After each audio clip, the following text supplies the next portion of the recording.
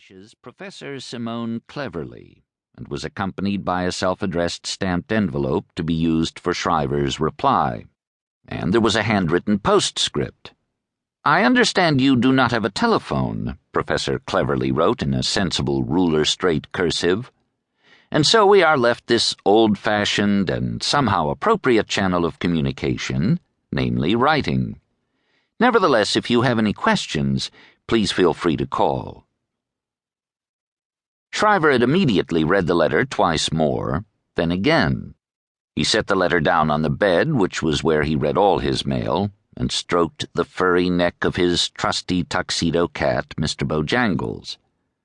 Who would take the trouble to play such a strange, practical joke on him, he wondered.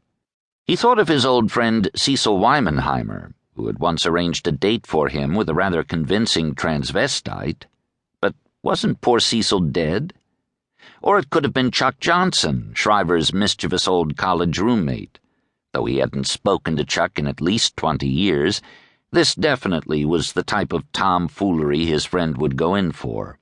There was the time, as a bachelor party gag, Chuck had ferried Shriver around town to various bars and strip clubs, getting him drunker and drunker until some off-duty police officers Chuck had hired arrested Shriver on charges of lewd and lascivious behavior. Hilarious. Yes, only Chuck Johnson was capable of such chicanery. The reason Shriver was so suspicious of the invitation was that he was not a writer at all. He had never written any books. He had never written a page of fiction, nonfiction, poetry, drama. He had never even written a screenplay. The only writing he was capable of was the occasional fan letter to his favorite newscaster, Tina LeGros, of the Channel 17 Action News team. "Dear Ms. LeGros," he wrote just last week, "just a brief note to express my admiration for the way you conducted yourself during last evening's interview with our less than forthcoming mayor." He was very proud of these letters, some of which ran to several handwritten pages. One went on for 7, inspired by Tina's ill-conceived change of hairstyle from an attractive shoulder-length shower of blonde to one of those stiff helmet-like do's that all the lesser female newscasters favored. But Shriver was definitely not a writer. Nevertheless, to show he was a good sport, he scribbled his acceptance on a sheet of legal paper, stuffed it into the envelope, and mailed it off. "Dear Chuck," he wrote, "it will be my pleasure to attend your prestigious conference. I only hope I do not disappoint you." To his surprise, a few weeks later he received more information about the conference, as well as round-trip air tickets. "We are pleased that you will be able to attend," Professor Cleverly wrote in an accompanying note. "And don't worry about disappointing us. Your mere presence will be a great victory for the conference." In a postscript, she added, "I'm not sure who Chuck is, but we are absolutely thrilled about this." Would Chuck Johnson go to such lengths? Whoever was behind this, Shriver thought at the time, was certainly resourceful and determined.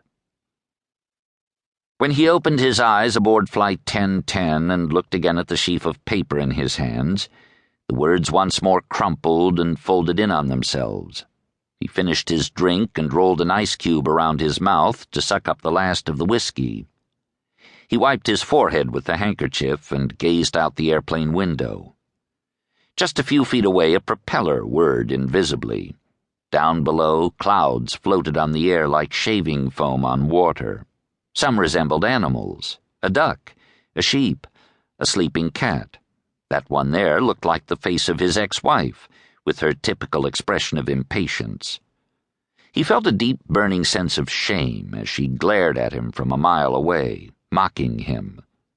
He had considered sending her a card, telling her about the conference. He even wrote one out, using a nonchalant tone to inform her that he had been invited as a guest to a prestigious literary event. But then he remembered he didn't know where she lived, and he threw the note away. Besides, she would never have believed him.